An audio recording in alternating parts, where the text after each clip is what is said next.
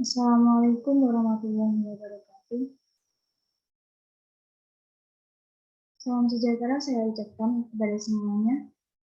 Di sini kami akan membahas tentang kaidah fikih dengan anggota kelompok Kurniawan Diki Purnama dengan NIM 221 01102 2006. Dan selanjutnya yaitu Dina Wahyu Nailani 221 01102 2015. Untuk yang selanjutnya yaitu Anwar dengan NIM 221 01102 2021. Dan yang terakhir saya sendiri sebagai moderator yaitu Dina Angelia dengan NIM 221 01102 026. Next.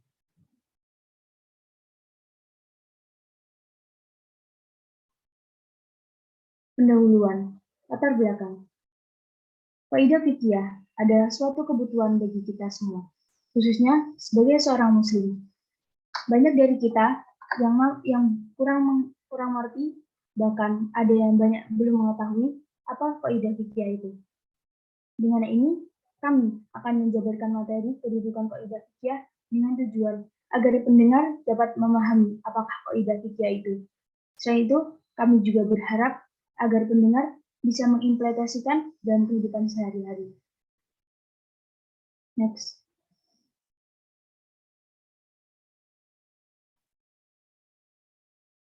Untuk materi yang selanjutnya, saya serahkan kepada rekan saya, yaitu Kurnia Diki Purnama.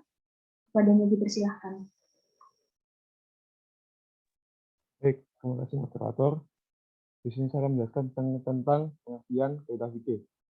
Kaidah fikih atau qawaid fikih terdiri dari dua suku kata, yaitu kaidah qawaid dan kata fikih fikih. Kaidah qawaid secara bahasa atau etimologi berarti asal atau al-asal atau asas al-asas. Sedangkan arti fikih secara etimologi atau pemahaman fikih adalah ilmu yang mempelajari hukum syariat amalia yang diambil dari dalil-dalil yang tafsili atau terperinci. Qawaid merupakan bentuk jamak dari kaidah yang kemudian dalam bahasa Indonesia disebut dengan istilah kaidah yang berarti aturan atau patokan. Qawaidul fikih atau kaidah-kaidah fikih yang yaitu kaidah-kaidah yang bersifat umum atau kuli. Para fuqaha pada umumnya memberikan pengertian bahwa yang dimaksud dengan kaidah fikih ialah hukum kuli, kaidah atau kaidah umum yang berlaku pada semua bagian-bagiannya atau cabang-cabangnya. Maka qawaidul fikih atau kaidah fikih adalah sesuatu yang sangat penting dan menjadi kebutuhan bagi kaum muslim. Saya kembalikan kepada moderator. Baik, terima kasih untuk Saudara Kurniawan Diki Purnama. Selanjutnya, materi akan saya serahkan kepada Dina Wahyu pada yang dipersilahkan. Terima kasih moderator atas waktunya. Di sini saya menjelaskan yang pertama kedudukan kaidah fikih. Kaidah fikih dibedakan menjadi dua, yaitu yang pertama kaidah fikih sebagai pelengkap bahwa kaidah fikih digunakan sebagai dalil telah menggunakan dua dalil pokok, yaitu Al-Quran dan As-Sunnah. Yang kedua, kaidah fikih sebagai jalur mandiri, bahwa kaidah fikih digunakan sebagai dalil hukumnya berdiri sendiri tanpa menggunakan dalil pokok. Dalam hal ini, para ulama berbeda pendapat tentang kedudukan kaidah fikih sebagai dalil hukum mandiri. Ada beberapa contoh kaidah fikih. Yang pertama, setiap sesuatu bergantung pada maksud atau niat pelakunya. Yang kedua, keyakinan tidak bisa dihilangkan karena adanya keraguan. Yang ketiga, kesukaran atau kesulitan dapat mendatangkan atau menarik kemudahan. Yang keempat, kemadaratan harus dihilangkan. Yang kelima, adat kebiasaan dapat dijadikan rujukan hukum. Saya kembalikan ke moderator. Baik, terima kasih Saudari Dina Wahyu. Untuk yang selanjutnya, materi akan dijelaskan oleh Saudara Anwar. Kepada Saudara Anwar, kami persilahkan. Baik, terima kasih saya ucapkan kepada moderator. Saya akan menjelaskan tentang poin B, macam-macam kaidah fikih pokok. Yaitu ada 3. Yang pertama, pembagian kaidah fikih dari segi fungsi. Terus yang kedua, pembagian kaidah fikih dari segi mustasniyat atau sumber pengecualian. Yang ketiga, pembagian kaidah fikih dari segi kualitas. C. Sumber dalil qawaid fikih. Kaidah fikih adalah Al-Quran, Nabi, serta para ulama-ulama mujtahid, As-Sunnah, dan sering pula di hikmah atau kearifan para sahabat Nabi, serta para ulama-ulama mujtahid yang pengetahuan ilmu fikihnya sangat luas.